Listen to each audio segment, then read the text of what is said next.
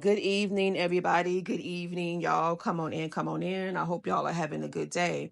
In case y'all missed it, Terrence Howard sat down for an interview with PBD Podcast, and he had some wild things to say about Diddy or Brother Love, depending on, what he's calling himself these days.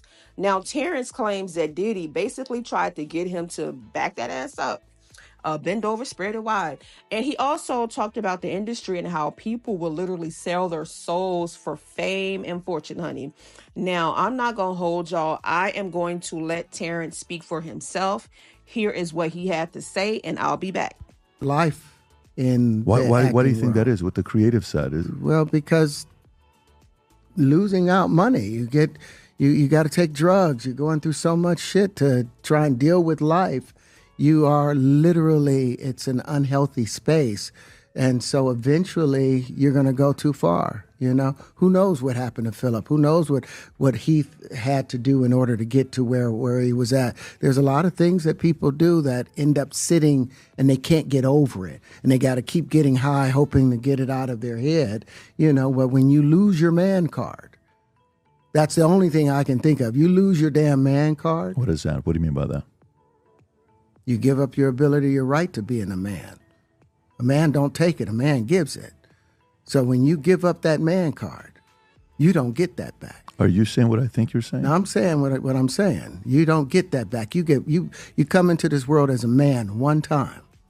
You give up that right for anything, for fear of being hurt, fear of somebody doing something, for wanting to gain something. When you give up that man card right, you lose some spiritual energy that has always been pushing through. Like if a woman gives up her womanly right of being a mother and taking care of her family and do all those things, when you give up those things, but when you give up your manhood, I've never seen somebody recover from it.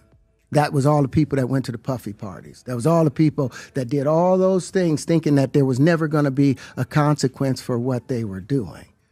Get punked out and pimped out by some greater desire. You shouldn't have a greater desire than being a man.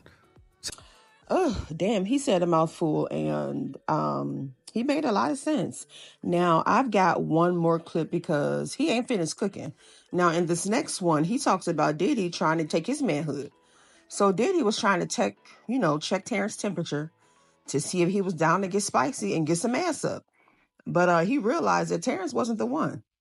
So when Terrence said that when you give up your manhood, I've never seen somebody recover from that, he's talking about these guys who went to those Diddy parties, gave Diddy some ass in exchange for some fame, money, success, not realizing the consequences that come with that. So you've lost something so valuable that you can't get back, your manhood. You can't buy it back, and once it's gone forever. Not to mention the emotional turmoil that comes with that.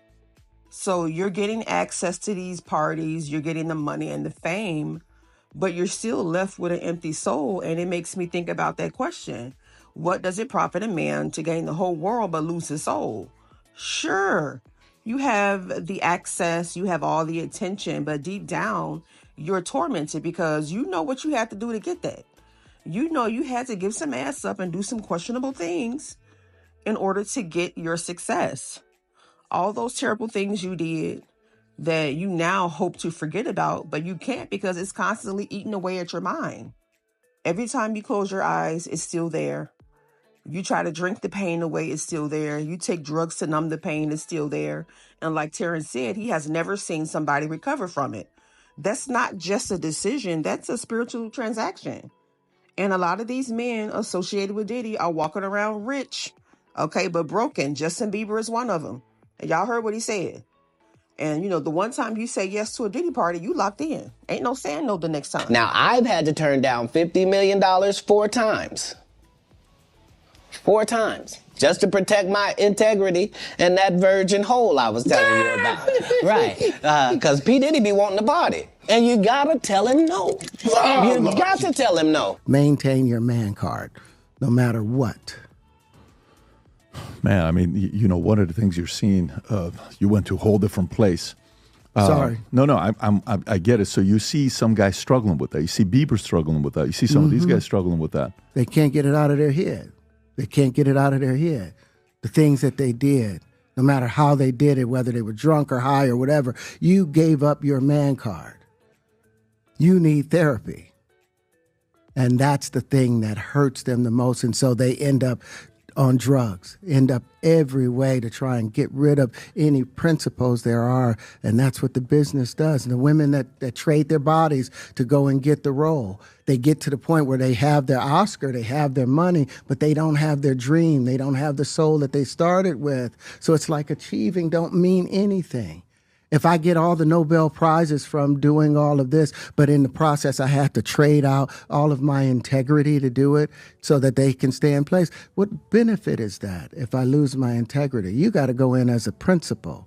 And what we were brought in here as men. We produce 1,500 sperm per heartbeat for a reason, because the aggression is necessary. You don't trade that in, no matter what. Hey, did you ever have the opportunity where you got invited and you said no to it? Hell yeah. What was the consequences when you said no? Puffy invited me for weeks, asking me to come and teach him how to, wanted me to be his acting coach for a while. Go there and he's sitting around just looking. I'm like, okay, what's the material you want to work on? He's just looking at me. Then next thing you know, okay, hey, will you help me? I want to hear your music. So I come over there and I play the music. And he's sitting there just looking at me, like waiting. Okay. So then my assistant was like, he wants to hang out with you next week. And I was like, for what? He's like, I think he's trying to fuck you. That's what my assistant said. And I was like, oh, okay. Now I get it. So now no more communication. Now you know to be hands off with somebody. A number of producers come in to make the approach, and you threaten to punch them in the mouth, or threaten to knock their head off for talking to you or looking at you like you're a woman. When you approach a real man about his masculinity, you're going to get a real reaction back. It's a difference when a guy walks in a room and when a man walks into a room. And a man don't take the same things that a guy will accept. So always be the man in the room. And that's always been my whole thing, and have lost businesses because I don't bend over in that way. I don't compromise. I don't play gay roles. I don't kiss a man. I don't do that shit, because the man card means everything. I had no idea we're going to go this direction with the podcast. This is absolute. But listen, we've talked about it. We've had a lot of the guys on to talk about this stuff. Are you done with Hollywood because of this specific reason? I'm still working. I still, I haven't made the money necessary to do all of the other stuff. So I still have to go and do the Chitlin circuit. I still have to do the job that I need to. But eventually, I've done what I set out to do, which was to redefine the universe. I've proven what I've set out to do, and that's why I have all the patents. Whether they evaluate it or not, that's up to them. But I've done the work and finished it. Now I can go on and do whatever else we need to do. I believe everything Terrence is saying because Columbus Short had a similar story. Diddy invited him to a party at 3 a.m. He asked Diddy, who all's there. Diddy said just him. Columbus Short said hell to the no. 50 Cent is another person Diddy tried to solicit. He offered to take him shopping. 50 Cent shut that down. Okay, been on Diddy's ass ever since. Now, ain't nothing wrong with Diddy being spicy, but don't try to be sneaky with it. Be upfront about your intentions. If you want some ass from 50 Cent, you should have said it. Don't dangle a shopping trip in his face in hopes of getting some ass afterwards. Then, he's inviting Columbus to his room, saying he having a party at 3 a.m., but the only one at the party is Diddy. That came across like he's trying to set a trap, trying to lure this man into something he didn't sign up for. It's given, I got power, I know you need something, so let's see how far you're willing to go for it. He said something to me one time, a long time ago. At Chris Lighty's wedding, he told me he'd take me shopping. I looked at him like, what'd you just say? Let me move, man, before I do something. You're going to make me mess up the wedding. Oh, that's a nice gesture. Let me get out of it. No, dude, take me. That's what a guy says to. I asked 50 about that, and he said you did the same thing to him. You asked him to take him shopping. Yeah, I thought he needed some clothes. What? I'm a nice guy. Yo, why are you and Fifth just... Hey, yo. Why y'all not... Hey, yo, I don't have no beef with I don't know why. With Fifth. He loves me. He loves me. Do y'all really have a beef? I mean, y'all can't see it. No, we can't see Y'all it, can't man. see that he loves me? But see, you really, hold on, you really think that's hate? When you really break it down, you've been out here a long time. You know he loves me. I don't think he like you. You know he loves me. I don't think he like you. Okay.